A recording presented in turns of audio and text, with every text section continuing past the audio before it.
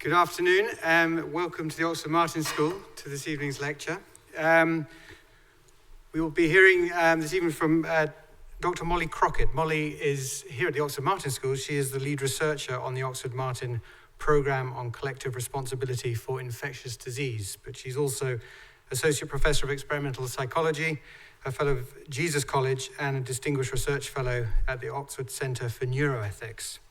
She studies the neuroscience and psychology of altruism, morality, self-control, and economic decision-making in healthy people and those with psychiatric disorders, and takes an interdisciplinary approach to that, combining methods from social psychology, behavioral economics, neuroscience, and philosophy. She's also a great communicator of this work, as we will find out, and is testified to by the fact that her TED Talk has almost 1.2 million views. So we very much look forward to hearing Molly talk on moral outrage in the digital age. She'll talk for about 50 odd minutes, and then there will be time for question and answer, and then all of you will be invited for a drink in the cafe next door. So I will now hand over to Molly.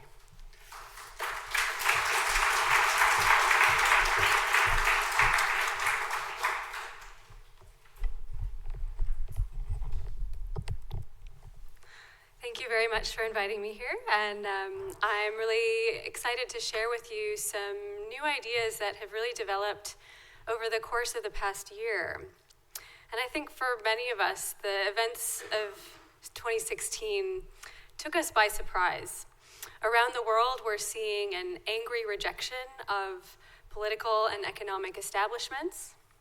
New Statesman, on the cover of its final issue of 2016, declared that we are living in the age of outrage. Populist voters around the world have admitted that they're motivated by a desire to destroy the status quo. For example, one Leave voter said, "It was a chance to kick the whole establishment where it hurt, for us to send pain the other way." But moral outrage is not confined to politics. Just last month, United Airlines learned a hard lesson about the power of moral outrage combined with the internet. The airline had overbooked a flight and requested 4 passengers to give up their seats in exchange for a compensation of $800. When no one offered, the airline randomly selected 4 passengers. And the first 3 complied with the request, but the 4th refused to get off the plane. And here is what happened next. Isn't that right? Can't the pilots drive to Louisville? Can't they rent a car for the pilots and have them drive? No! Oh my God! Oh my God! Oh my God! No! My guys! My God! What are you doing? No! This is wrong! Oh my God! Look at what you did to him! Oh my God! This video went viral. As of last week, there were around 20 million views of the video combined on YouTube. The hashtag Boycott United quickly trended on Twitter. Then the memes started. For example, if we cannot beat our competitors, we beat our customers. Today, I would like to propose that if moral outrage is a fire, the internet is like gasoline. To build up this argument, we need to start by examining the evolutionary origins of moral outrage. Why does moral outrage exist? Second, we need to look at the psychological and neural mechanisms of outrage. How does it work? These perspectives will then set the stage for our central question, which is how does the internet and digital media transform moral outrage? So first, a few definitions. What is moral outrage? Well, one broad definition is that moral outrage is anger at the violation of a moral standard. More recent work has suggested moral outrage is a particular concoction of anger mixed with disgust. Some scholars have made more fine-grained distinctions between personal anger about something that's happened to you versus empathic anger about something that's happened to somebody else versus moral outrage at the violation of moral principles more generally. However, as we'll see later, there's evidence for shared neural and psychological mechanisms for these different forms of outrage. And so for the rest of this talk, I'm going to use the general definition when I talk about moral outrage, but it's important, I think, to keep these distinctions in mind. So how do we express moral outrage? Well, offline, we can harm the reputations of people who do wrong by gossiping about them to others. We can directly confront people who break moral rules, verbally by telling them off, or even with physical aggression. And social media, of course, has given us many new ways to express moral outrage. Now, a lot of what we know about moral outrage comes from lab experiments that have measured moral outrage within a game theoretic framework. So in a typical interaction, person 1 is asked to divide up some money with person 2. They might split this money fairly, or they might split it unfairly. Next, person 2 can punish person 1 by spending some of their own money to reduce or destroy the payoff of person 1. And this is what we typically call second-party punishment, or how do I respond to someone who treats me unfairly? In another version, a third party observes another person being treated unfairly, and they are the one to punish. And this is called third-party punishment. So how do I respond to someone who's treated another person unfairly? Finally, we can measure punishment of free riders in groups that are trying to cooperate. And this is something that falls somewhere in between second and third party punishment, because punishers are intervening on behalf of both themselves and of other people. Punishment behavior is observed across many different cultures all around the world. It emerges at a young age. The aversion to unfair treatment is so strong that people are willing to give up as much as a month's wages to punish unfairness. And there's also evidence for an in-group bias in punishment, so people punish members of rival groups more severely than members of their own groups. So all of this evidence, early emergence, the fact that it exists across many different cultures is consistent with moral outrage and punishment being a kind of evolved instinct or behavior, something that human nature may have been endowed with via the process of natural selection. So how might this set of behaviors have evolved? In the case of second-party punishment, so punishing somebody who's harmed you directly, there's an obvious advantage to gaining a reputation as someone that you shouldn't mess with. As long as this reputation can develop and future cooperation partners can learn something about how you've treated others who've treated you badly in the past, then second-party punishment can easily evolve. Third-party punishment, however, so punishing on behalf of others or even strangers, is a lot more difficult to explain. Why should we or would we incur personal costs to punish someone who's harmed a stranger? Some initial evidence comes from a very early and famous study by Ernst Fair and Simone Gachter, published in Nature in 2002. They had groups cooperating in public goods games where each person can contribute some money to a common pool, which then gets multiplied and then divided amongst the group. Now, people can free ride and not contribute to the common pool, in which case they actually earn more money than their counterparts. And cooperation tends to decline over time in the public goods game. But if you give people the opportunity to punish free riders, then cooperation is maintained at a very high level. These initial experiments were with monetary sanctions, but money isn't even necessary, so non-material sanctions, such as moral judgments and shaming, work just as well as taking away money from free riders. This is from a recent experiment, and they show that actually just shaming people is just as effective at maintaining cooperation as material punishments.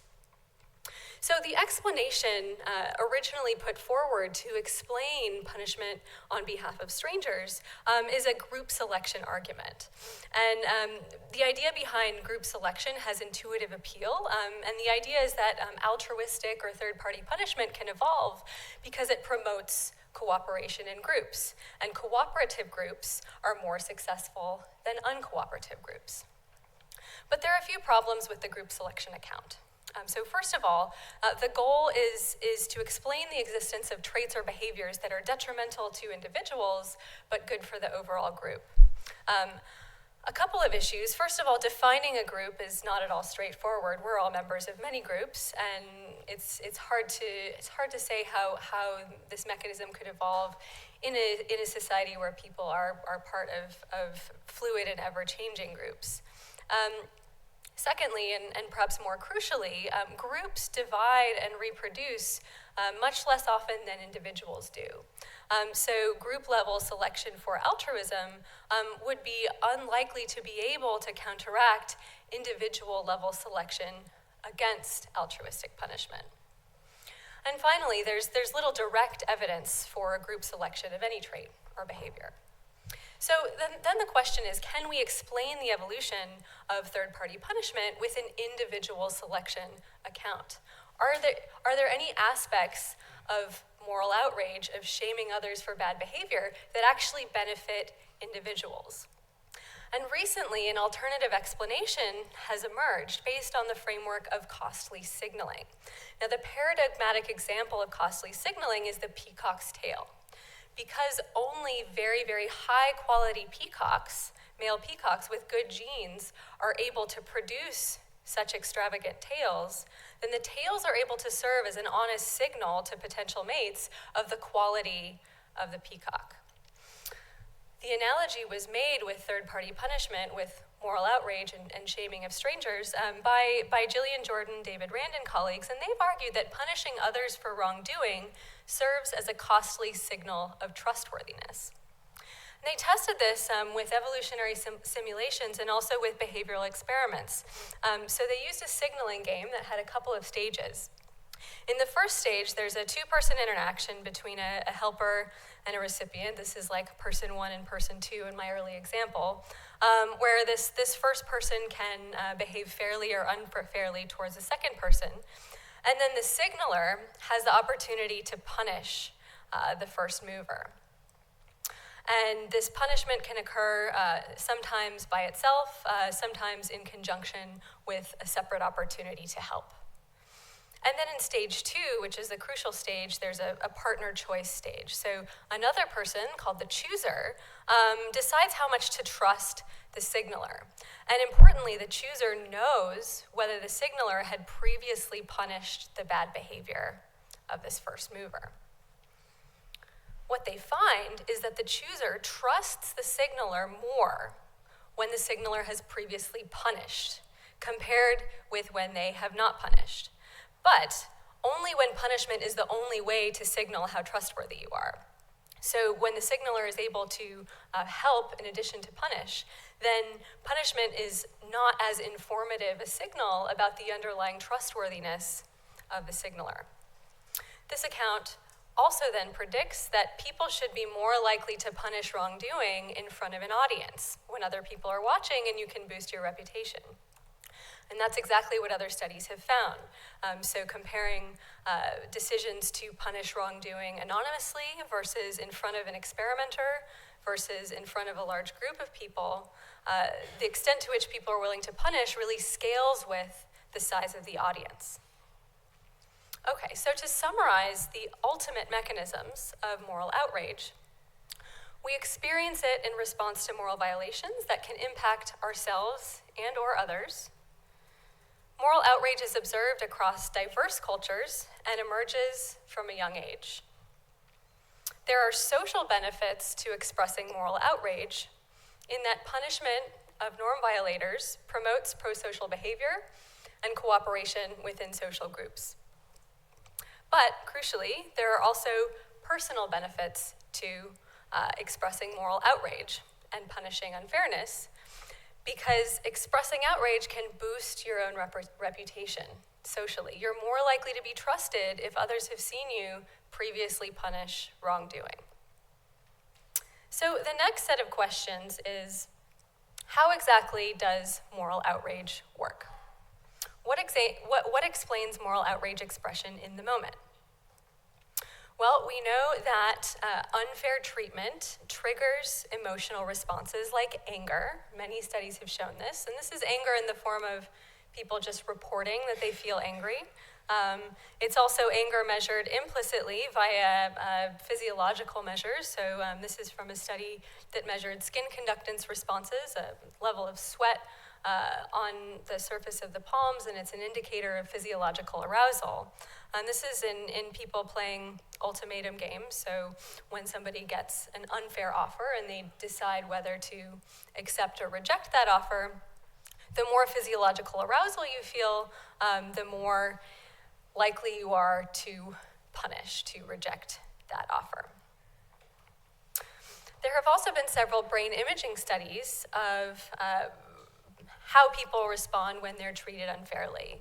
And what these studies have shown, and it's been shown by many different studies, that when people receive unfair treatment, when they're offered a pittance of a larger shared pie, there's increased activation in brain area called the insula, shown here, and the anterior cingulate cortex, up here. And these are brain areas that many other studies have shown to be involved in computing negative emotions and also deviations from expectations. We expect to be treated fairly generally, and so when we're treated unfairly, these areas become more activated. And crucially, the extent of the activation in these regions is also predictive of punishment behavior. So the more strongly your insula responds to unfair treatment, the more likely you are to retaliate and to destroy the payoff of the person who's responsible for treating you unfairly. Now, these are studies that have been done looking at second-party punishment, so how you respond to being treated unfairly yourself.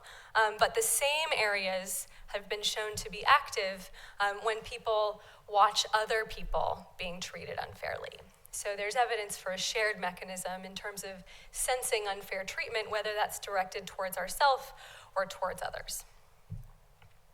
Now, when people punish unfairness, a different set of regions responds. Most prominently the striatum, shown here, and this is a brain area implicated in the processing of rewards and in motivation. So this is from a study of second-party punishment. This is a group average of brains when someone's been betrayed their trust. But the same area is also active during third-party punishment, so when you're intervening on behalf of someone else who's been treated unfairly. And so this is suggestive that there's a sort of motivational, almost perhaps rewarding component to punishing unfairness. And one question, of course, is to what extent this mechanism is causal. And the way to test this is to actually manipulate activity in this brain area. And one way that it's possible to do this is with a pharmacological manipulation. And so several years ago when I was a PhD student at Cambridge, I did some studies where we manipulated a brain chemical called serotonin, which is very, very rich in the striatum. The striatum has quite a lot of serotonin receptors. And so what we are able to do by manipulating serotonin is actually manipulate the activity in this region. And what we find in these studies is that when you deplete serotonin, this area becomes more active when people are punishing, and people are also more likely to punish to the extent that that area is more active. So there's evidence that this motivational structure is playing a causal role in punishment behavior, which suggests that people are deriving some sort of value from punishing wrongdoing. So then the question arises as to where this value comes from. Why are people motivated to punish wrongdoing? Now, theories of justice highlight two main motivations for punishment. Retribution, symbolized by the Furies here, and deterrence, symbolized by the blind justice. So people motivated by retribution use punishment specifically to cause wrongdoers to suffer. The goal of punishment is really to inflict as much damage as possible. Meanwhile, people motivated by deterrence employ punishment to prevent norm violators from repeating their bad behavior in the future. And the goal of punishment is really to teach a lesson by communicating that a norm has been violated. So one question is, how much are people motivated by retribution versus deterrence? One way to address this question is to look at whether punishment relates to fairness preferences, to pro-social goals that people have more generally. If people who punish more also care more broadly about fairness, we could infer that deterrence is a strong motive. So in a study by Yamagishi, they studied a large number of individuals and had them measured their punishment behavior as well as several other kinds of behavior, including trustworthiness, generosity, and cooperation, and looked to see whether they were correlated. And the short answer is no. So punishment behavior does not correlate with how trustworthy people are. It does not correlate with how generous people are. It does not correlate with how much people cooperate. So in terms of broad preferences for fairness, these are really not predictive of how much people are willing to punish unfairness. What is a really strong predictor, however, and which has some echoes of the UK referendum, is that punishment correlates with a measure of assertiveness, such as, I don't like having someone else's opinion imposed on me. Another way to address this question is to look at psychopaths. Researchers have looked at how much psychopaths punish in these economic games. And psychopaths actually punish more than the average person. This is sort of reverse scored, so how much people are willing to accept offers in an ultimatum game. And primary psychopaths are actually less willing to accept. They're more likely to reject unfairness. So this suggests deterrence may be a less important motive if people who are not deterred by social rules in real life are less willing to, or rather more willing to engage in punishment behavior. Are there any direct tests of this? Well, one direct piece of evidence comes from a really interesting experiment, also by Yamagishi and colleagues. They compared behavior in an ultimatum game, which is, as I described before, people are given either an unfair or a fair offer, and they can accept or reject that offer. And people are really likely to reject offers they think are unfair. But they compared that with an impunity game in which the rejection actually has no effect on the payoff of the first mover. So you can send a signal that you don't like the way you've been treated, but it has no material effect on the other person. And people are still willing to punish quite a lot, even if it doesn't have a material impact on the wrongdoer. And finally, they're even willing to punish in a private impunity game when the first mover never finds out that they've rejected the offer. So this is used as evidence that there's a kind of emotional impulse that drives punishment behavior. And this sort of commits people to enforce social norms, even if it's not in their best interest to do so. So another way we can think about this question is related to how we weigh up immediate versus delayed rewards. If we want to express outrage, shame people, punish them, in order to promote better behavior in the future, this requires a kind of forward thinking. Whereas retribution, simply getting mad and wanting to punish somebody and lash out, is more immediately gratifying. So we can ask whether people who are able to delay gratification are more or less willing to engage in costly punishment. So if punishment behavior is primarily driven by an impulse for retribution, then we should see that people who prefer a small reward now over a larger reward later should be more likely to punish. And we found that in some experiments that we've done a few years ago, that impulse control is actually negatively correlated with punishment. And moreover, if we manipulate impulse control, also with serotonin manipulations, we can manipulate punishment, and these two effects are correlated. So the more you're shifted towards a more impulsive direction in your time preferences, the more you're shifted towards expressing outrage, towards punishing wrongdoers. This was a very small sample study, but the findings have since been replicated in a much larger sample of more than 700 people. More impulsive people, again, are more willing to punish unfair behavior. So this all supports the idea that people are punishing unfairness because it feels satisfying. And maybe they don't care so much about the future consequences of their behavior. And we tested this in an experiment where we exposed people to unfairness, and then we gave them the opportunity to punish in 2 different conditions. In the open punishment condition, the transgressor learns that they've been punished. But in the hidden punishment condition, we set it up so that the punishment takes place in secret. And the transgressor will lose some money, but they'll think this was due to chance rather than that they've been punished. And this design really allows us to test the motives that drive punishment, because if people punish wrongdoing because they want to teach them a lesson, then they should punish in open, but not in secret, because there's no point in punishing if the transgressor never finds out that they've been punished. But if people punish simply because it feels good, because they want to take revenge, then they should still punish even if it's in secret. So first we looked at punishment on behalf of oneself, and this is just punishment rates as a function of how fair the behavior is. So people punish quite a lot for the most unfair behavior.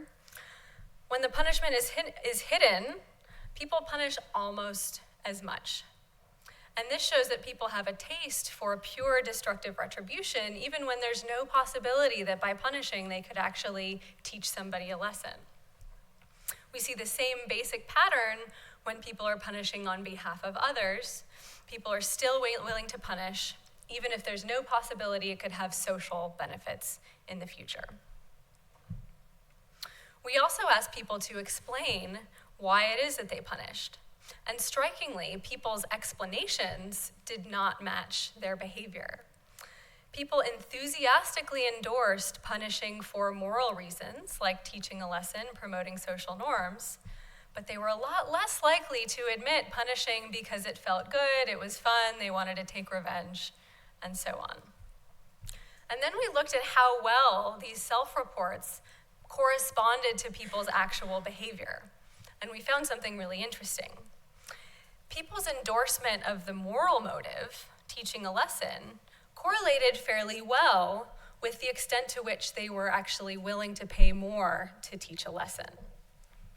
But people's endorsement of the retributive motive did not correlate whatsoever with their retributive punishment behavior. So in summary, moral outrage motivates costly punishment behavior, and expressing that outrage engages the brain's valuation circuitry. There's evidence for a primary role of self-centered, immediately gratifying retributive motives in the expression of moral outrage. Nevertheless, people report punishing primarily for moral reasons, although this does not track with their actual behavior. So now we're in a position to think about how these motives for moral outrage and its expression might be transformed when we take them from an interpersonal context offline to an online context. How has moral outrage changed as we've taken more and more of our social interactions online? Now, as I mentioned at the beginning of the talk, moral outrage is thought to have evolved in the context of small foraging groups. But of course now, it's widespread in massive online communities. A quick glance at anyone's Facebook or Twitter newsfeed will reveal dozens of examples of outrage-provoking content and angry commentary. And one classic case is the story of Justine Sacco. Justine was working in PR, and before she boarded an 11-hour flight to South Africa, she tweeted this. She had 170 Twitter followers. She slept during her 11-hour flight, and woke up to find that she had lost her job and was the #1 trending Twitter topic worldwide, with celebrities and media bloggers all around the world denouncing her. And they encouraged all of their followers to do the same. There was evidence of Schadenfreude, so the hashtag has Justine landed yet also trended. And the person who created that hashtag, a journalist at Gawker Media, ultimately apologized for that and said, quote, "It's easy and thrilling to hate a stranger online." Now, Justine's story is unfortunately not unique. Viral online shaming has cost companies millions, candidates elections, and many individuals their careers overnight. And John Ronson has chronicled several of these cases in his very interesting book, So You've Been Publicly Shamed. And what's interesting is that in the book, Ronson goes into the history of public shaming. And this has been around for a long time. We all have probably heard of the stocks as a punishment of yore. That was actually eliminated a couple hundred years ago because it was judged to be too inhumane. There's a sense that with the internet, we are witnessing something new, a kind of transformation of a very old behavior in a new environment. So, how exactly might digital media transform moral outrage? What I like to propose is a framework for understanding this. Moral outrage is triggered by stimuli that call attention to moral norm violations. People express outrage with a range of responses that vary in terms of their costs, effort, etc. And finally, expressing outrage leads to a variety of personal and social outcomes.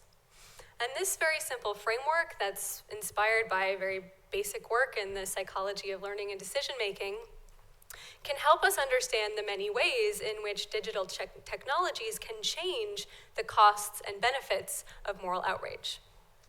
So first, let's take a look at how digital media might affect the kinds of stimuli that trigger outrage. Now, moral outrage, as we know, arises in response to perceived violations of social norms. In everyday life, in Western democratic countries like this one, directly witnessing or experiencing such violations is thankfully pretty rare. So this is a figure from a recent study by Hoffman and colleagues. In this study, they signaled people randomly several times a day on their smartphones and asked them to report whether within the last hour they had committed, been the target of, witnessed, or learned about a moral or immoral act. What they found is that directly witnessing or experiencing immoral acts accounts for less than 5% of people's reported daily experiences. And these were US participants, a fairly diverse sample. In fact, most of the immoral acts that people encounter, as you can see here, are learned about. So this black bar is the highest. So where exactly are people learning about immoral acts in their daily lives? Well, they asked that too. I don't know if you can see this, but this is personal communication, social media, internet, news magazine, internet other. These are TV, radio, newspaper, magazine, book, and so on. So here are the internet-based sources. If you reconfigure this graph, actually you can see that people are learning about immoral acts more in online settings than in person, and then via other forms of media. The internet enables us to learn about and share a vast variety of misdeeds, from corrupt practices of bankers on Wall Street, to child trafficking in Asia, to genocide in Africa. So the first thing we can see is that digital media really increases our exposure to stimuli that could potentially trigger moral outrage. But there's more. And to see this clearly, it's helpful to compare what moral outrage might be used for in our ancestral history versus now. So before the internet existed, gossip really functioned to spread news about who you could trust and couldn't trust within your social networks. And so people are sharing information that's going to be valuable within their own communities, that's going to facilitate trust and cooperations within their communities.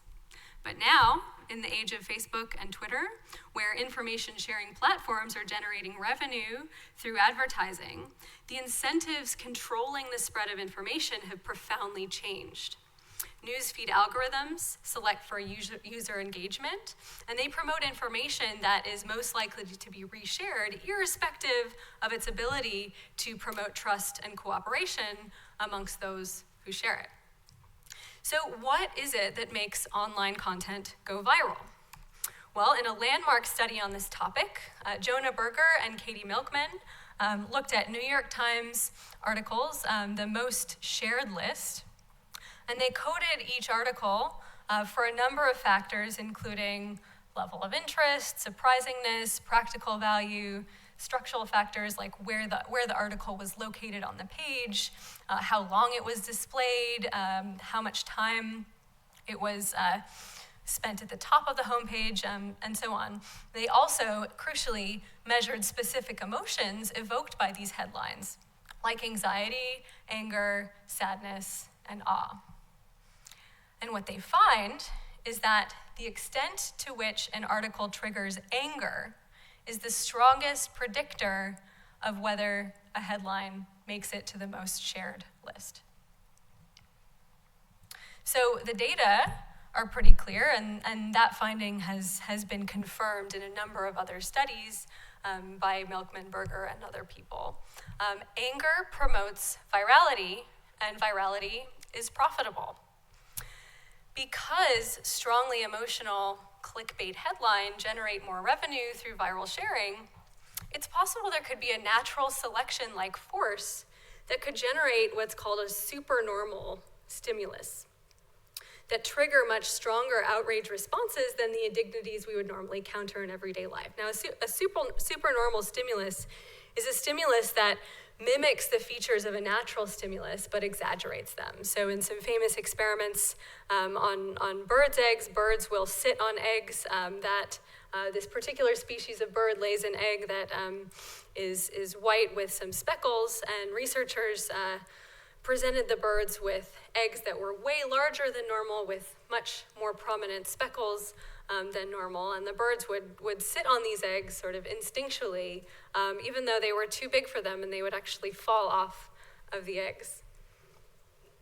So is there any evidence that the incentives that are present in social media environments are creating supernormal stimuli? Well, just looking at the kinds of headlines that were very prominent during the 2016 presidential elections gives us some clues. During these elections, various entrepreneurial types discovered that what we might call outrage porn was highly profitable, regardless of whether it was true. In fact, during the 3 final months of the campaign, the 20 most popular fake news stories were shared by more people on Facebook than the 20 top performing mainstream non-fake news stories. So, does the internet amplify moral outrage? I had some data to test this, or I looked at some data to test this. The data was collected by Hoffman and colleagues. So the study I showed you earlier, I compared people's emotional responses to immoral acts encountered online versus immoral acts encountered in person versus those encountered through traditional forms of media. And supporting my hypothesis, immoral acts encountered online evoke stronger moral outrage than immoral acts encountered in person or via traditional forms of media like print, TV, radio. Okay, so together these observations suggest that one way digital media transforms moral outrage is by changing the nature and the prevalence of the stimuli that trigger it. The architecture of the attention economy creates a steady flow of outrage porn that people can access anywhere and anytime. So next, let's take a look at how online settings transform the expression of moral outrage, the responses that we give. At the beginning of the talk, I previewed the fact that the internet gives us many new ways to express outrage that we didn't have before. Again, it's instructive to compare the expression of outrage in offline versus online settings. So what are our options for expressing moral outrage offline? Well, we can gossip to hurt the reputations of people who do wrong. We can directly confront them by telling them off with verbal sanctions or with physical aggression. Now, these latter methods, of course, require more effort, and they also carry potential physical risks for the punisher. And compare this with how we express outrage online. With a few keystrokes, we can post angry comments either directly to the wrongdoer or broadly to a more general audience. We can do this from the comfort of our bedrooms. If we're even lazier, we can retweet, repost, or react to another person's angry comments. And it's clear that all of these responses require a lot less effort than expressing outrage offline. What this means is that a given person's threshold for expressing outrage is likely to be lower online than offline. Another thing that we can notice is expressing outrage in person, either verbally or physically, is necessarily constrained by physical proximity to the wrongdoer. Meanwhile, expressing outrage online is not constrained by location, time of day, or the probability of a chance encounter with the perpetrator. People can and do seek out targets of outrage, even if they're total strangers living across the globe in a different time zone, like Justine Sacco. The tools for easily and quickly expressing outrage online are literally at our fingertips. Finally, the very design of social media platforms encourages the habitization of responses. Offline, the stimuli that trigger outrage and the response that we choose is typically unique to the situation. But social media apps streamline these stimuli, responses, and outcomes into a heavily designed architecture with these little icons that we all recognize. Clickbait headlines are presented alongside distinctive cues that allow us to express our outrage with a single button press. And crucially, we get feedback on a schedule that is highly effective in promoting habit formation. The hallmark of a habit is an insensitivity to the changes in the value of goals. And habit formation has been tested in experimental psychology and over the past several decades. You can train a rat to press a lever to get, say, chocolate or sugar. And then you feed the rat so much chocolate that it gets sick. If the rat still presses the lever for chocolate, you know that it's developed a habit. It's sort of mindlessly pressing this lever that used to be rewarding for them, but is now no longer rewarding. It turns out that the way that you initially train the rat influences the extent to which this behavior becomes a habit. So if you give the rat one chocolate for every 5 presses, let's say, that's what's called a ratio schedule. And ratio schedules are one way to train, and rats trained on a ratio schedule are generally sensitive to devaluations of rewards. However, if you give the rat chocolate intermittently, as long as it's pressed the lever at least once within a certain time period, that's called interval training. And the rat will continue to press the lever for chocolate. They're less sensitive to devaluation, even when it doesn't want the chocolate. It's developed a habit.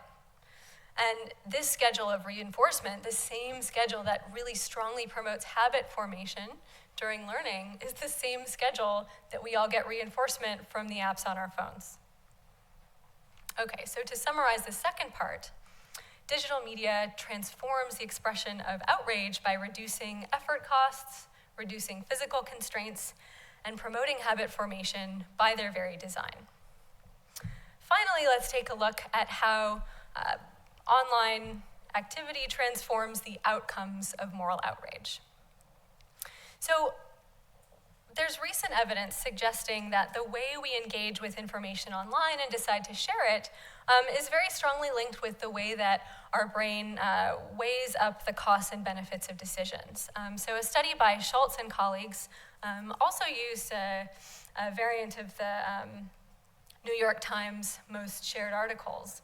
And what they did is they presented these headlines to participants while they were in an fMRI scanner, and they asked them, how much would you be willing to share this article with your friends on Facebook or on social media?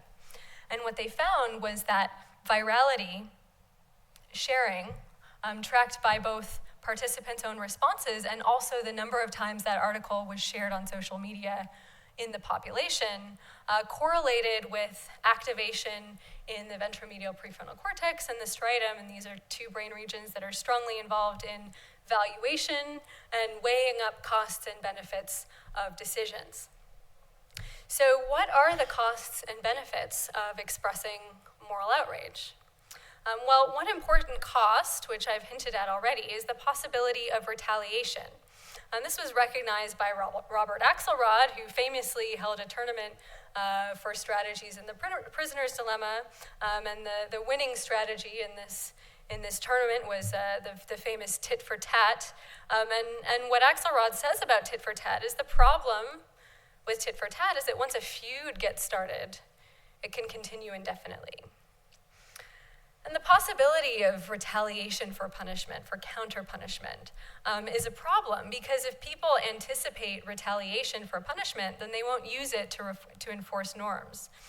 So in some studies using the public goods game, Nico Forakas demonstrated that the presence of punishment promotes cooperation, but only if it's not possible to counter-punish. So if you give people the opportunity to retaliate against others who have punished them, then cooperation breaks down, and this is because people stop using punishment to enforce norms because they're afraid that they're going to get retaliated against. This is, of course, less of a worry online, and the reason is because we self-segregate into echo chambers. We only engage with people online who already agree with us. Echo chambers create sympathetic audiences that reduce the risks of retaliation. And of course, piling on the bandwagon of online shaming also makes it difficult for targets to retaliate. So this figure is from a study of Twitter users. And what they found is that when people are tweeting about political topics, the ideology of the author is very strongly correlated with the ideology of people who retweet those tweets. So you can see this polarization. People are self-segregating into like-minded communities. And that means that retaliation against punishment is going to be a lot less likely. Another cost of expressing outrage is that most of us naturally find it distressing to harm people to their face. And this is summed up really nicely in this clip with the comedian Louis C.K. You know, I think these things are toxic. I don't, especially for kids. Phones. It's just this thing. It's bad, and they don't look at people when they talk to them, and they don't build the empathy. You know, kids are mean, and it's because they're trying it out. They look at a kid and they go, "You're fat," and then they see the kid's face scrunch up, and they go, "Ooh, that doesn't feel good to make a person do that." Right. But they got to start with doing the mean thing. But when they write "you're fat," then they just go, that was fun. I like that. So that tasted good. Yeah, exactly. So he's describing that in the context of bullying, but I think the same logic applies in the case of punishment. It's a lot easier to punish somebody online when you don't have to see their face and the way that they react.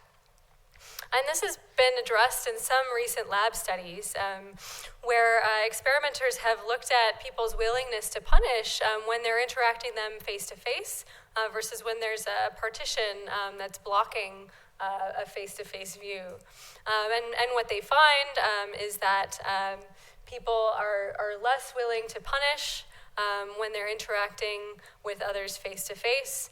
Separate studies have reported that people like each other more when they're interacting face-to-face and that they feel more connected with other people.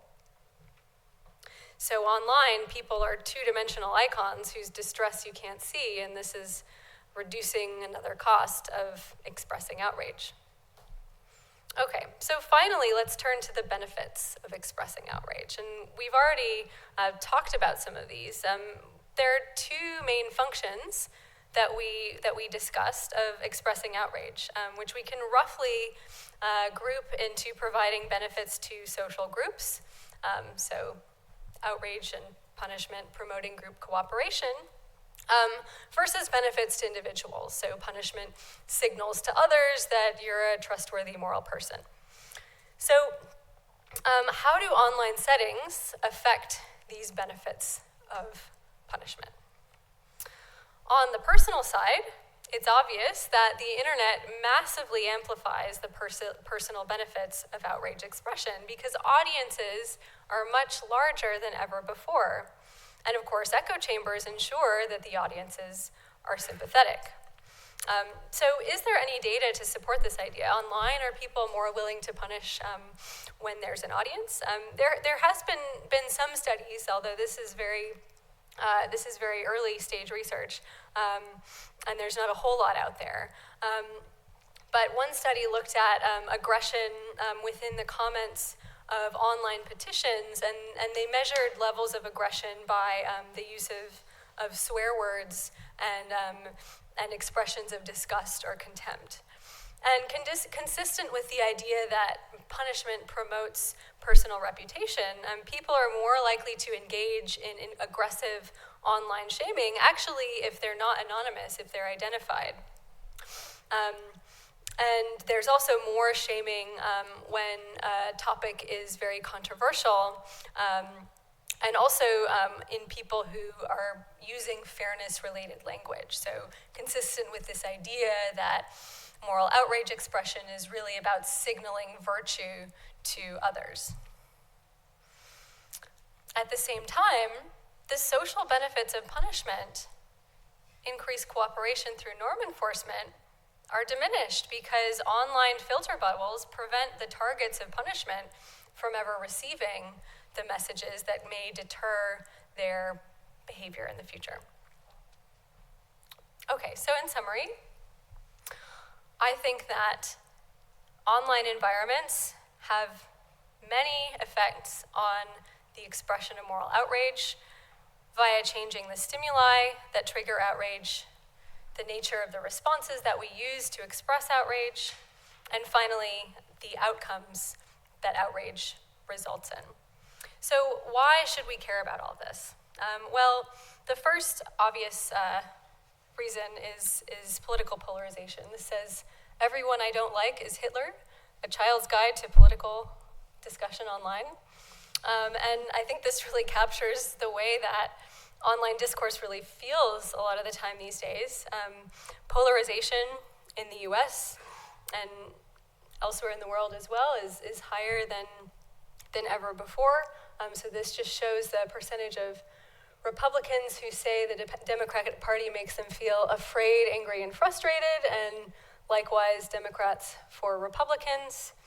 And this has been increasing over time, dramatically so. So all of this research suggests that people punish unfairness primarily because it's satisfying, but the story that they tell themselves and others is that they punish for moral reasons. And this is something that we should pay attention to because punishment, of course, is very easily moralized in situations that trigger these appetites for destruction. So, for example, punishment of outgroups can be reframed as a concern for safety. Punishment of inequality can be justified as a fight for economic justice. And this research suggests that in some cases, moral goals could be a post hoc rationalization designed to make destructive behavior more socially acceptable. So I am hoping that we can continue to do more research on this topic and to understand exactly how new technologies are changing very ancient social instincts and whether there are ways we can think about shaping these instincts to fit the new environments that we find ourselves in. Thank you very much.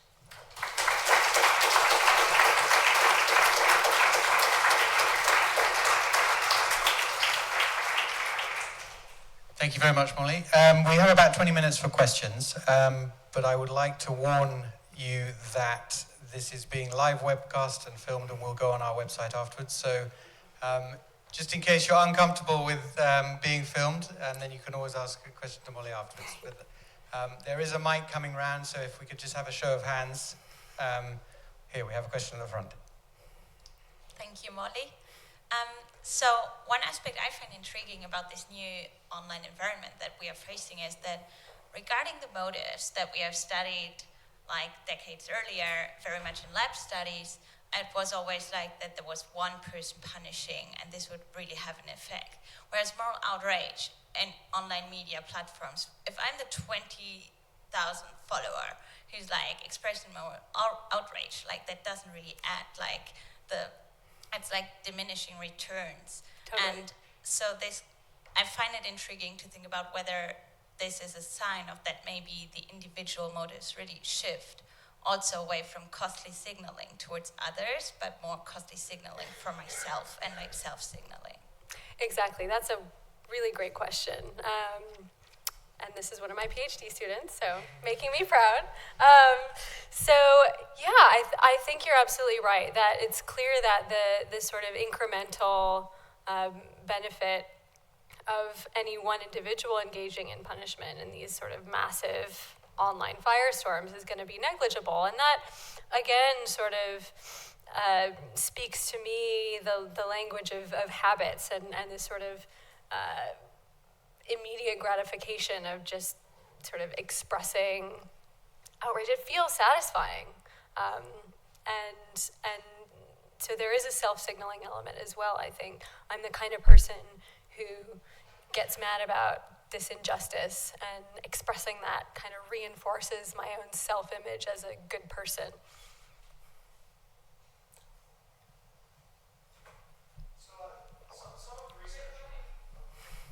So some of your research hinges on that experiment in which you demonstrated that if the punishment is carried out in a hidden way rather than an overt way, people will be less likely to punish.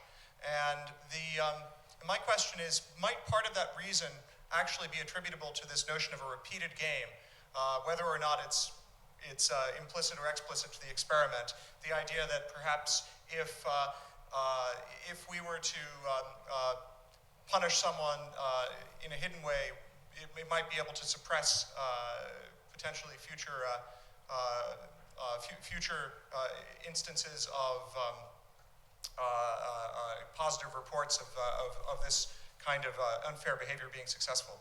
Yeah, so I think that what you're getting at is the idea that a lot of behavior in one-shot interactions could be thought of as a spillover from behavior that is kind of geared towards or designed for repeated interactions, because in the environments in which these emotions evolved, most social interactions did take place in the context of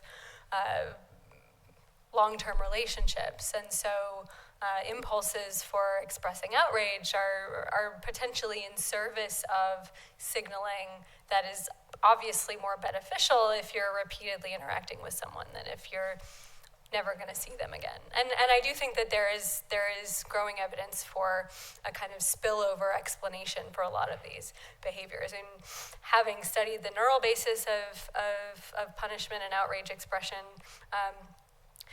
those behaviors do rely on the circuitry that is involved in sort of immediate gratification. And so there is, I think, an important distinction to be made between, on the one hand, ultimate mechanisms, reasons why a behavior is adaptive and would have evolved over history, versus the proximate brain mechanisms that service that behavior in the moment. But I agree that the spillover is a strong factor. Thank you. I just want to take a bit of issue with you. One of the things you said at the end, you said that we're now more polarized than ever before. And I just wonder, with a bit of historical perspective, whether that's right. When you've only got to think about the Russian Revolution, or if we go back to the Reformation, we then had a new technology, it was printing. Stuff spread like wildfire. There was, visceral hatred between each sides, the same kind of group identification you talk about. It's not really a question, but what's your reaction to that kind of? Thank you for that. We been here before, kind of question. So I should clarify that what I meant on that last slide was polarization is stronger than it's ever been since it has been measured in the U.S. Through Gallup polls and so on. But in the historical context, one interesting. One thing that someone told me recently about the printing press invention was that when that was initially invented, it was totally unregulated, a lot more like the internet is today, in the sense that there was no check on whether information that could be printed was true or false, and that undoubtedly led to polarization, perhaps much in the same way that fake news online is creating polarization now. So I'm not a historian, but I would love to hear more about parallels between older examples of polarization in the face of information technology. And now I do think that the internet is different because of its scale. And really interested to learn more about similarities and differences.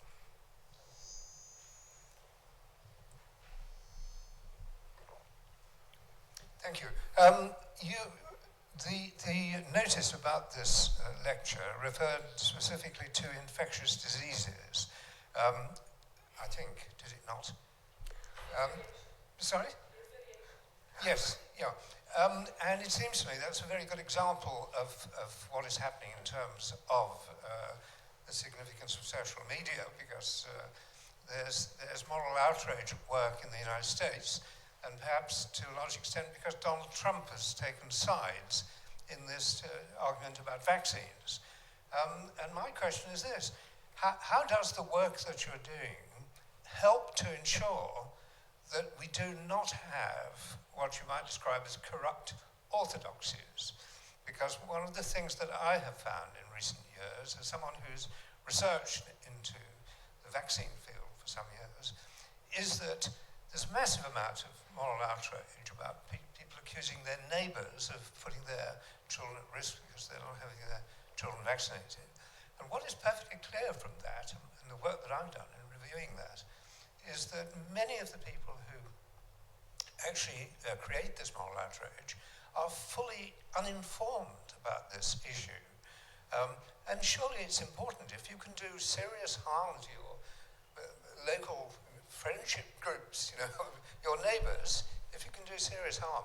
And I question whether the pharmaceutical industry, which has paid about $1 billion a year in fines over the last several years, $1 billion a year, and at least another $1 billion a year in PR, to promote what I claim is a corrupt orthodoxy.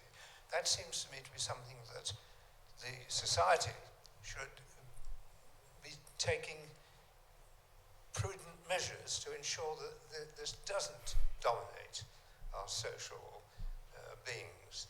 And this is what I think is happening in the USA at the moment. Thank you. Thank you for that. I think that the issue of vaccination is a really, really good example of how polarized communities and sort of echo chambers can create and really amplify moral outrage, where the information is really confined to like-minded people. And so you have anti-vaccine folks feeling really outraged about vaccines, and then you have scientists and pro-vaccine folks feeling outraged that people are not vaccinating their kids. And that outrage is ricocheting around the echo chambers of each side, but not really making a dent in the other side. And so I think that's a really good example of how potential social benefits of outrage expression in terms of their power to enforce social norms are not working when people are are self-selecting into information sharing groups.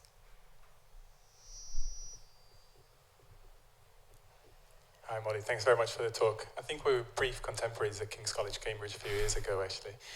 But thanks for this. So a lot of the things we're talking about today are based on sort of this idea of correcting someone. So there's an act or like a tweet, and then like how do people come on top of that sort of to punish them? And I'm just trying to think if you could sort of expand a little bit and speculate about how can we use what we know about these kind of response to the sort of triggers instead of to trigger correction, but actually to empower people to take action. So things, for example, like how to get people to empower people to take action regarding like climate change, or sort of correcting people's opinions on like vaccines and things like that. If you could talk a little bit about that. Great question, something that I really thought a lot about in terms of a question that I think we don't have a clear answer for, which is what social media does is it allows people to engage with political causes or environmental or social causes in a way that they maybe wouldn't have had access to before, but the potential impact of a lot of the actions that you can engage in online is very small. So there's a term slacktivism, which is basically rather than donating blood, you like the American Red Cross page on Facebook and you feel like you've done your good deed for the day, and then that sort of vaccinates you against taking further action. From the perspective of reinforcement learning, I think there are two possible predictions we might make that would actually lead to very different outcomes. So one possibility is that by enabling people to engage with social causes online, this sort of gets your foot in the door, and small actions now could develop, if they're positively reinforced, into larger actions later. On the other hand, and that's the sort of selectivism story, small actions now sort of tick the box for you, and then you're not motivated to do anything in the future. And it may be the case that there are individual differences. So some people feel really energized by getting involved initially in some online cause and then go on to do more, and other people feel satisfied with the small action. It's an empirical question, one that I think we are interested in looking at in my lab.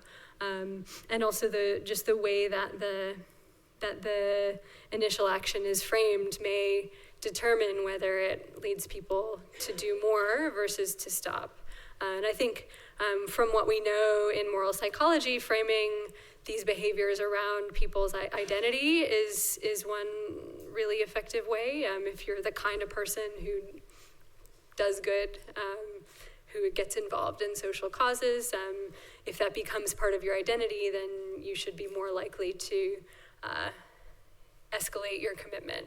But this is a pretty new area of research to my knowledge.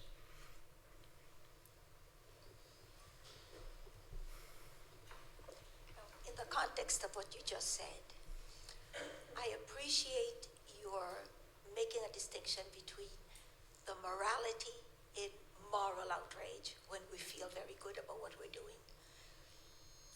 But I wish you had also spoken about genuine morality. In the case of the doctor on Delta, that woman was outraged because she was outraged at what was going on. In the case of Sacco, you focused on Sacco's trolls, but Sacco was outrageous in what she said. So is there not a lacuna of some kind that needs to be filled or at least addressed? Sure. So I think that the goal of this work is really to characterize the kinds of behaviors that people engage in when they feel moral outrage.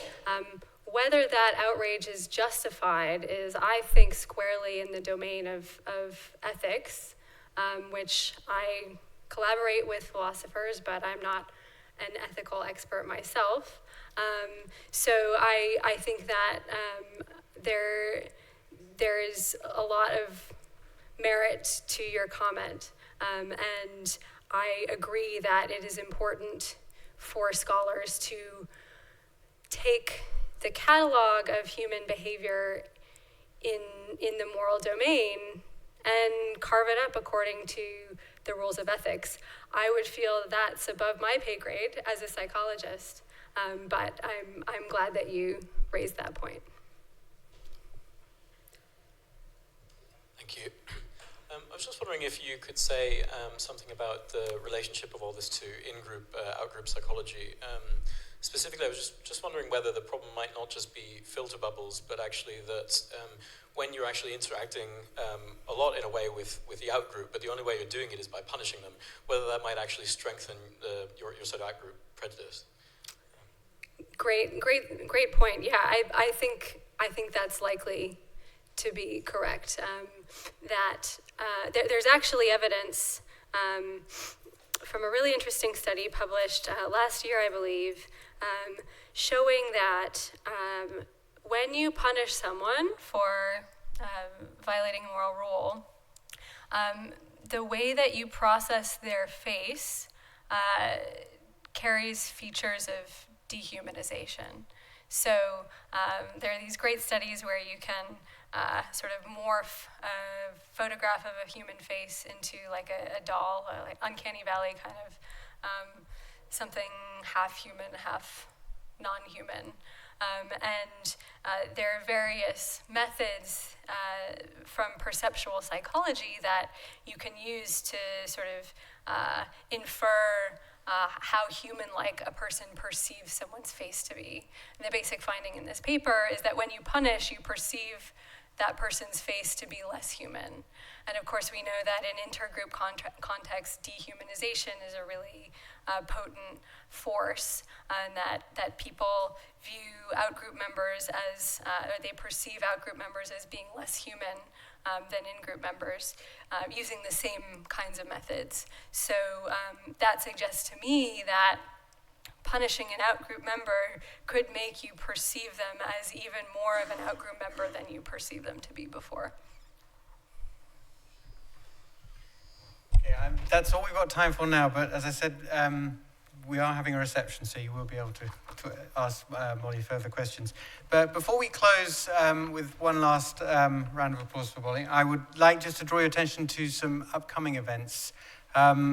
We return to our Nature of Conflict lecture series tomorrow evening here at 5, when Professor Gunnar Sorbo from the Mikkelsen Institute in Norway will be talking on food security and conflict.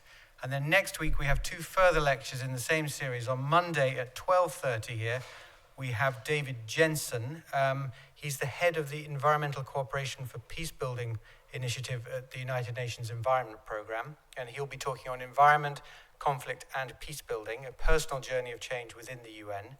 And then that series concludes on Thursday the 25th at 5 o'clock in here with Professor Dominic Johnson, who was an evolutionary biologist and is now the Alistair Buchan Professor of International Relations here at Oxford, and he'll be talking on the ecology of war, an evolutionary perspective on conflict over resources and prospects for peace. So a varied diet for you, but I would like to just conclude by thanking Molly for a really thought-provoking talk, and afterwards you are all welcome. If you turn right out of those doors, you're welcome for a drink, or left to exit. So thank you, Molly.